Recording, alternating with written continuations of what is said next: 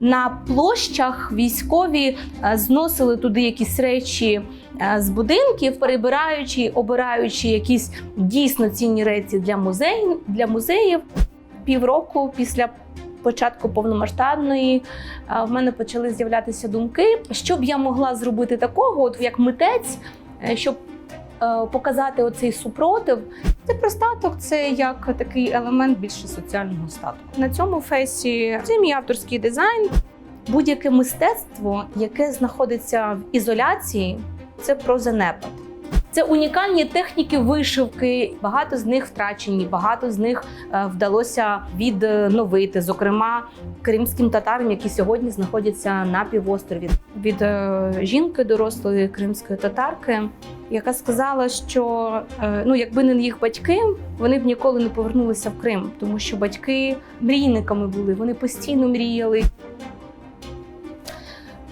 Але повертатися туди жити я не знаю, чи я зможу. Це така маніжка, на яку так само, як і на головний убір, нашивалися монети.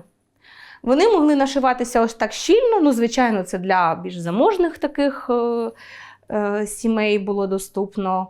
А могли нашиватися більш рідко, там у вигляді намиста, або в такій же послідовності, приблизно в такій формі, але більш рідко. Це про статок, це як такий елемент більше соціального статку людини. Це традиційний фрагмент з костюма кримських татар, такий невід'ємний, скажімо так. Ви питали про костюм, чому костюм це важливо? Це ж певна інформація закодована, так? Наприклад, ота вишивка, яка робиться кримськими татарами, оця унікальна, вона дуже складна у виконанні. І вона потребує дуже багато часу, витримки, нервів. Тобто це про що? Про терплячість, про спосіб життя. Так? От як говорять, наприклад, там, європейські країни, вони в костюмі,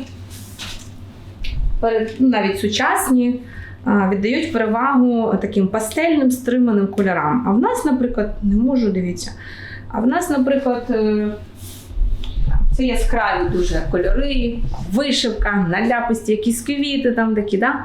Але це ж про наш внутрішній світ, розумієте? Про те, що ми про барви, про насиченість, про експресію, про емоцію, так? А не про якусь там ханджу, про якусь стриманість чи щось іще типу того. І взагалі говорять, що народи, які живуть біля моря або там, де багато сонця, у них костюм завжди яскравіший, більш пістрявий, більш насичений.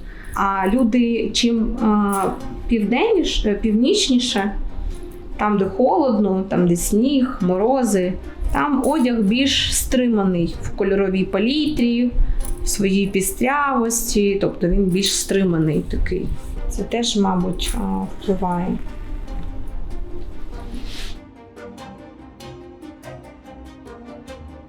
Мене звуть Дерман Лілія, я митець, я дизайнер одягу, а також я працюю в університеті, завідувач кафедри дизайну. Мої рідні по батьковій лінії, вони народилися в Криму, внизу Скута, але в 44-му році, 18 травня, вони були депортовані. І через багато років вони повернулися назад, але оскільки то були часи, коли в Крим повернутися було надскладно, вони приїхали і поселилися в Новоолексіївці. Це селище міського типу, яке неподалік від Криму знаходиться. Це Херсонська область, біля міста Генічеськ. І там вони побудували дім, оселилися і народили дітей. І вже в Новоолексіївці народилася я. Я в Криму була багато де, ми багато подорожували, зокрема. Тобто їздили до рідних, але в мене були і окремо екскурсії. Я своїми ногами обходила практично всі гори в Криму. Тому так, я багато разів була. Знаєте, можна багато там розповідати, як він проявляється, але я б, мабуть, сказала, що це десь прямо на рівні інстинктів відчувається. Мабуть, оце розуміння, воно підсилилось тоді, коли я поїхала з того місця, де я народилася, тому що я приїхала в Київ на навчання у 2005 році, коли пройшло багато років уже, ну як багато, там декілька років після навчання, вже тут, будучи далеко від дому, будучи далеко від Криму, почала як ніколи відчувати цей зв'язок. Прямо, як знаєте, можна сказати, зов крові. От щось таке. Я почала шукати курси чи тренінги, там, я хотіла танцювати кримсько-татарські танці. І я шукала, де це зробити, а поки шукала, натрапила на кримсько-татарське ком'юніті, яке організував Арсен Аджосманов, і він там збирав кримсько-татарську молодь, і вони проводили там разом час, ходили на якісь виставки або виїжджали разом на природу, тобто для комунікації молоді між собою. Я випадково їх знайшла насправді, і мені стало цікаво, яка кримсько-татарська молодь тут, у Києві, і так я потрапила до них в тусовку, власне, і от так це почало проявлятися. Тобто я шукала тут щось, щоб мені нагадувало про дім, щось про дім, я б сказала так. Я багато років займалася дизайном, але це був одяг для танців, для різних видів танців. Я робила для шоу, для цирків. Коли почалася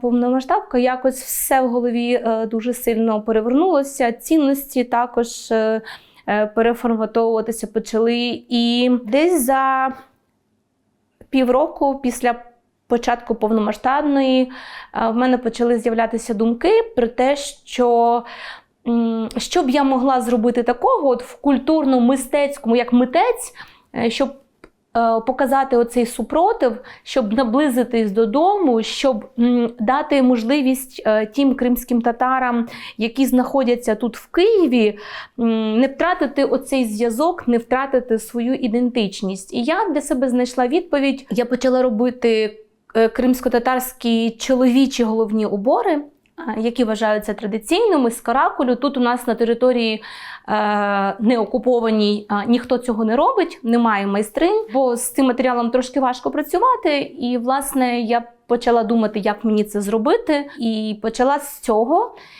І коли я почала продавати перші ці головні убори для чоловіків, десь дарувати, десь продавати, в мене почали приходити запити про головні убори для жінок.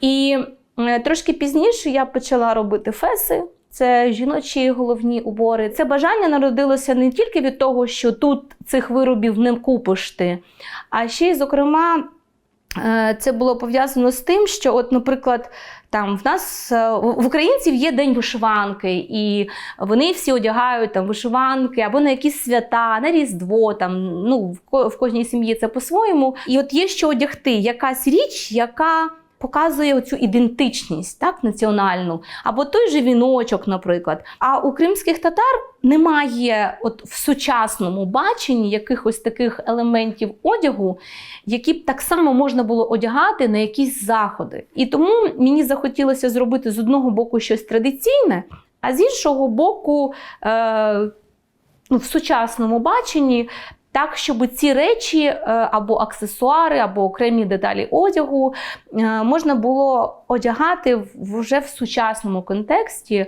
в сучасній інтерпретації і теж приходити в цих речах на якісь заходи.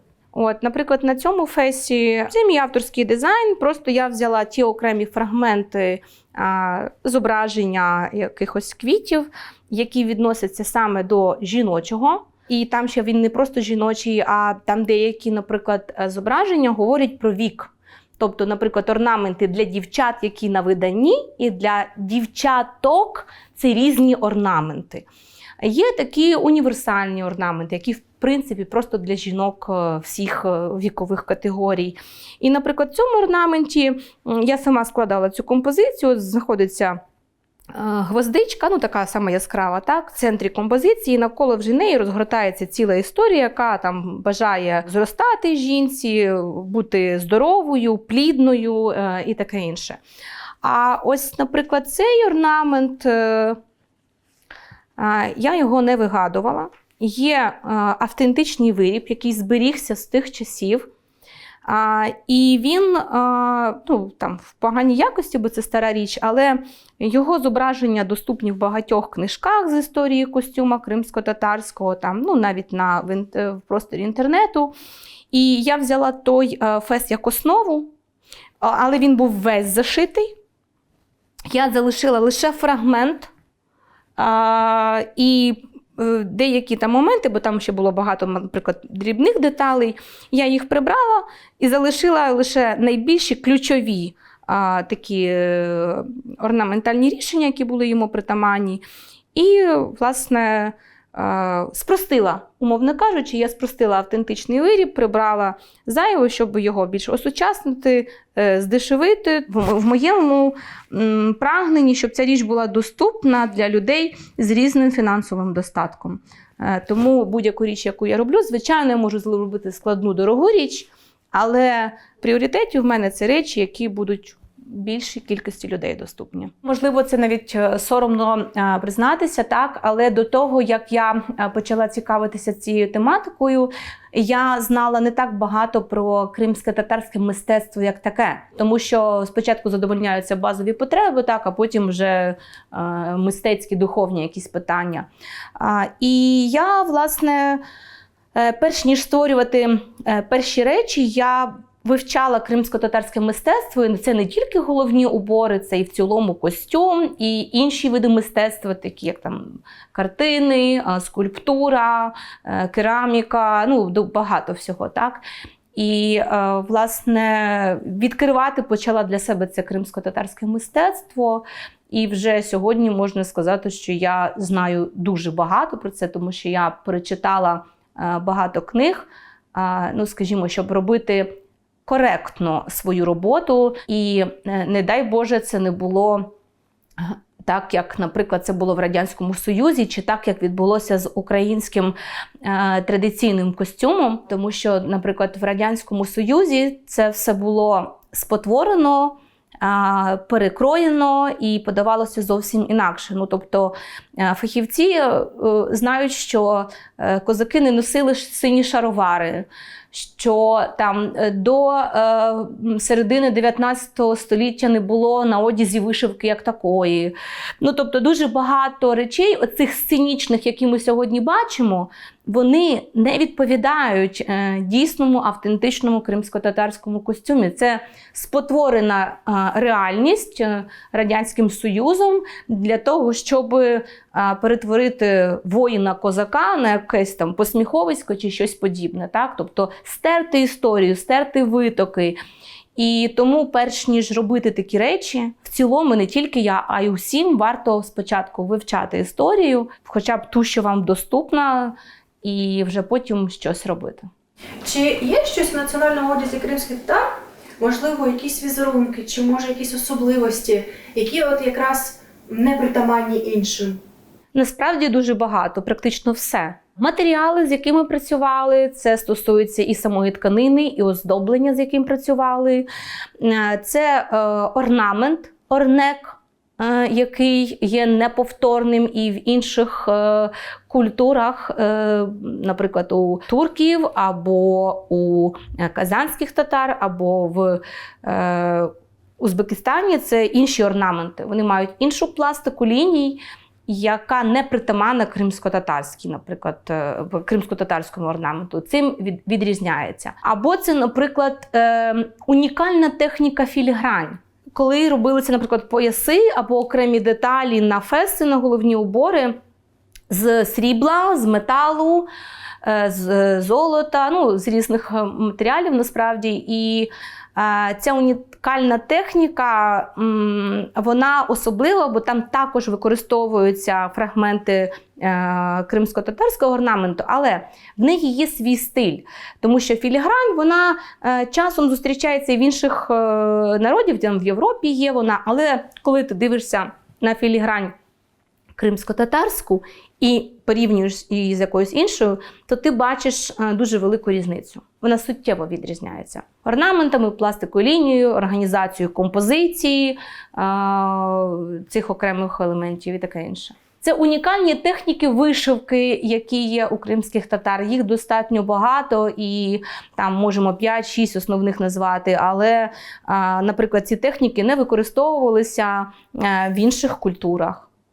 А притаманні тільки нам. Але багато з них втрачені, багато з них вдалося відновити. Зокрема, кримським татарам, які сьогодні знаходяться на півострові там і займаються цим питанням.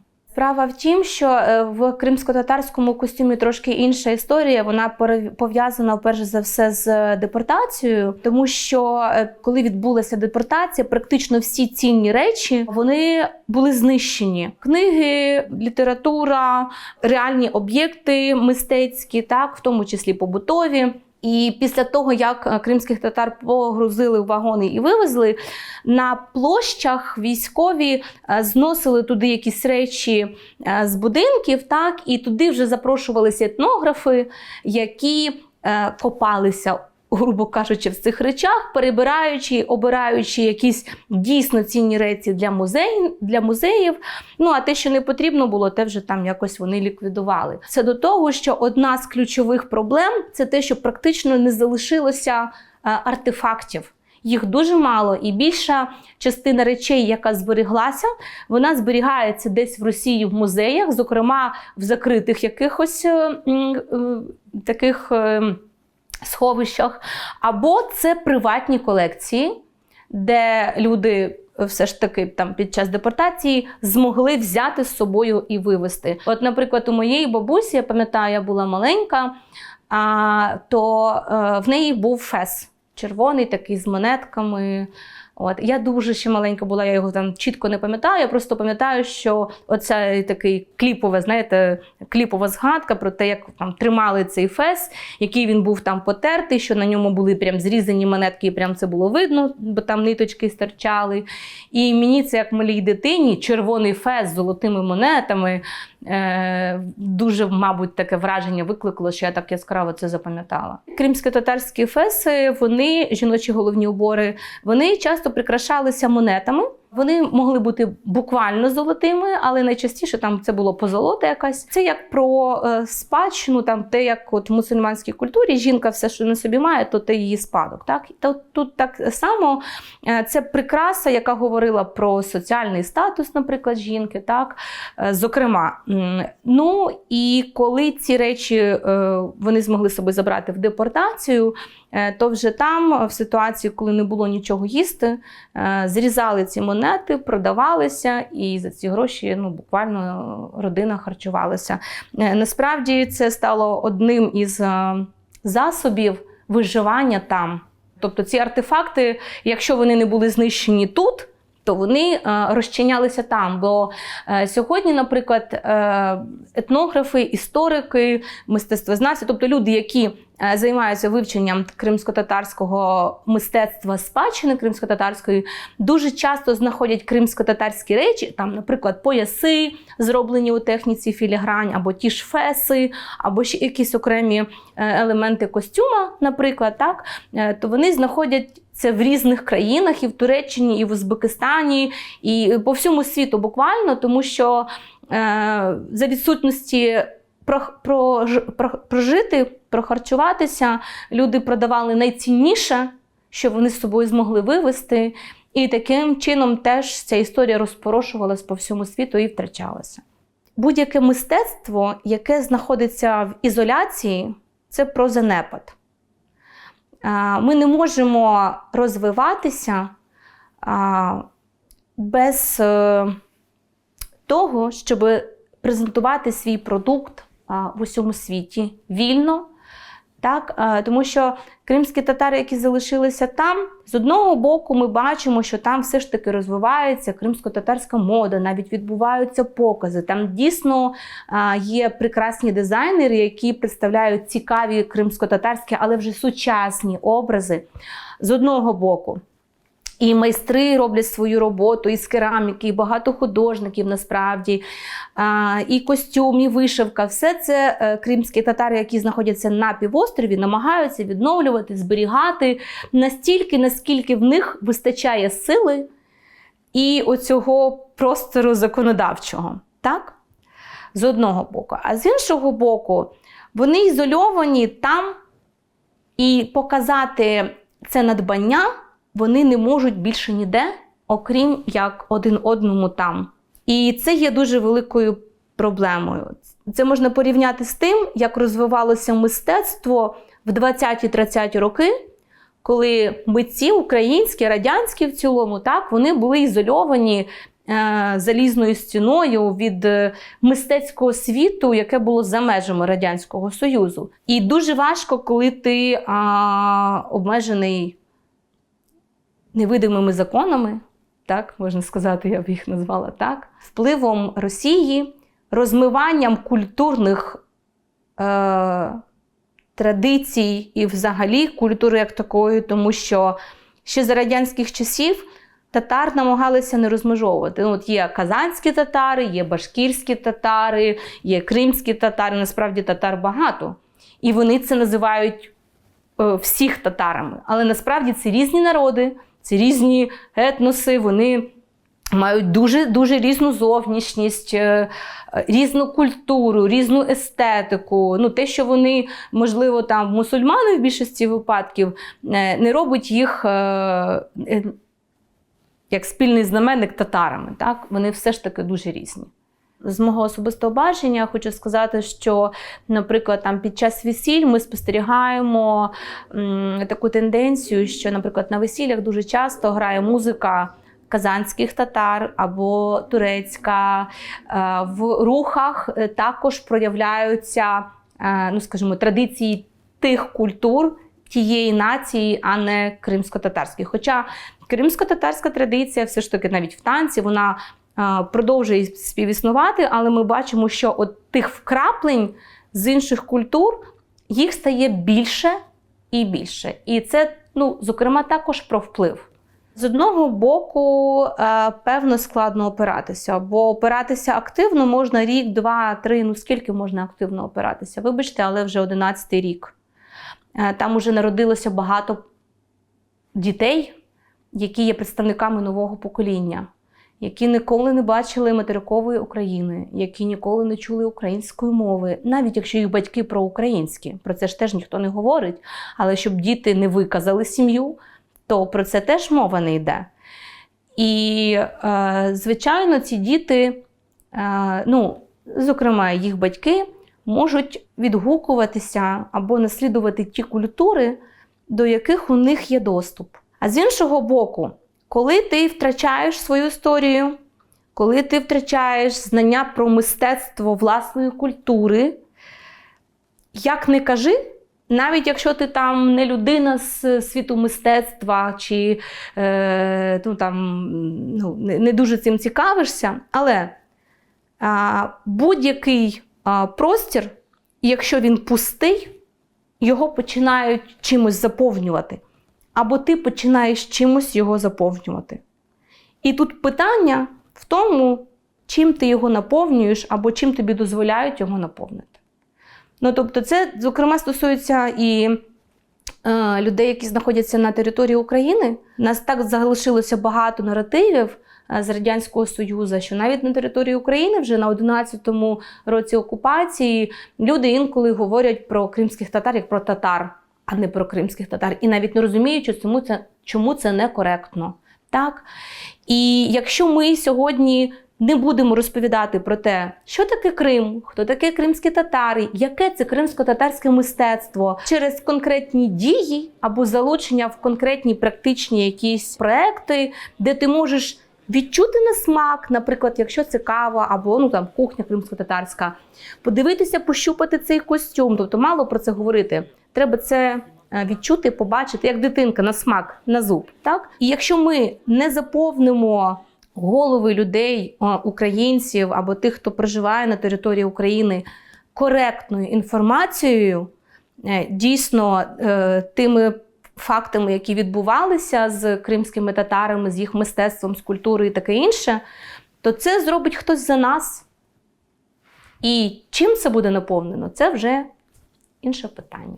Ви виходили заміж, і у вас був вибір якраз, ви були не в традиційній білій сукні, а національний? Я була в традиційній білій сукні. Просто вона по крою так склалося, що вона по крою була схожа на крій кримсько-татарський. От просто схожа. Вона не була такого самого крою, але якщо так швидко подивитися так, в динаміці, то вона була схожа на таке трапецієвидне розширення, тут такий рукав більш завужений, тут більш такий розширений. От, і там була такий виподібний виріз, який я користалася яким до вечора, а коли був вечір, вже я поверх одягла якраз оцей фрагмент і головний убір, і в мене ще був пояс філігранний, здається, 18 століття з колекційний. Так. Мені дуже хотілося, щоб гості, які в нас, вони познайомилися з кримсько-татарською культурою, відчули, тому що в них було багато міфів.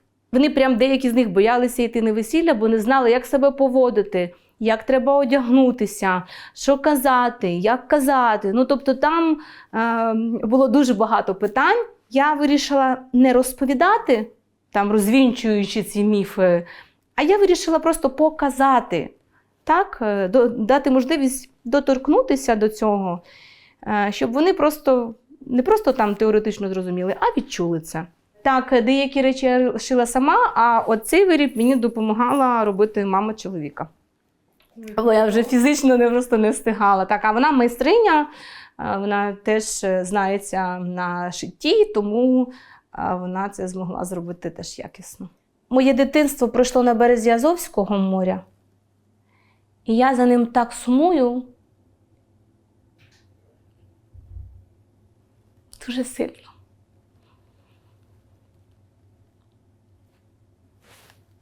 Треба на паузу давайте. Але повертатися туди жити я не знаю, чи я зможу. Тому що, ви знаєте, там так чи інакше залишаться люди, які перевзуються. Як би ми їх там через сито не просіювали, вони там будуть. Ну і тут таких, в принципі, теж вистачає, да? Але ми якось уже з ними тут, не знаю, чи звикли жити, чи як це назвати. Так? Інше,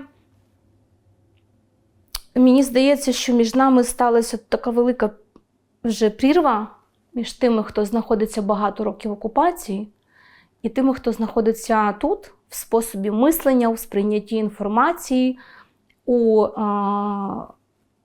багатьох наративах, які там зараз нав'язуються. Тобто пройде дуже багато років, ніж ми це вирівняємо і збалансуємо.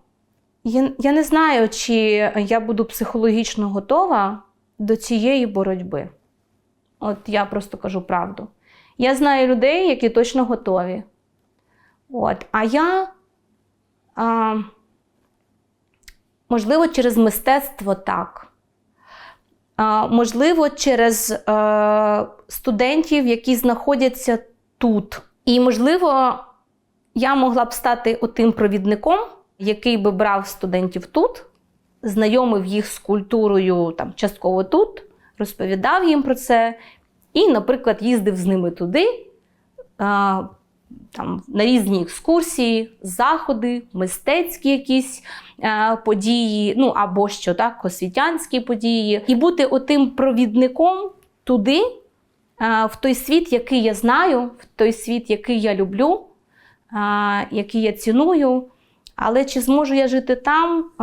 Можливо, але не одразу після окупації, мабуть. Ви знаєте, я почула таку фразу про депортацію, про зв'язок від жінки дорослої кримської татарки, яка сказала, що якби не їх батьки, вони б ніколи не повернулися в Крим, тому що батьки, вона так казала, що мрійниками були, вони постійно мріяли, говорили про Крим, вони марили ним. І оце марення, воно було вслух, воно передавалося дітям. І тому діти, які вже народилися у вигнанні, вони почали повертатися в Крим. І вона каже, що коли я була дитиною і чула оці всі розповіді про Крим, я не вірила, що я повернуся. І коли, скажімо так, настала відлига і кримським татарам вдавалося повертатися в Крим або на найближчі території до Криму, вона каже, мені стало соромно в те, що я не вірила. І знаєте, це було сказано буквально там рік чи два тому, і я для себе зрозуміла, що от ми зараз живемо дуже в складні часи, коли вже й вірити важко. Але не вірити соромно.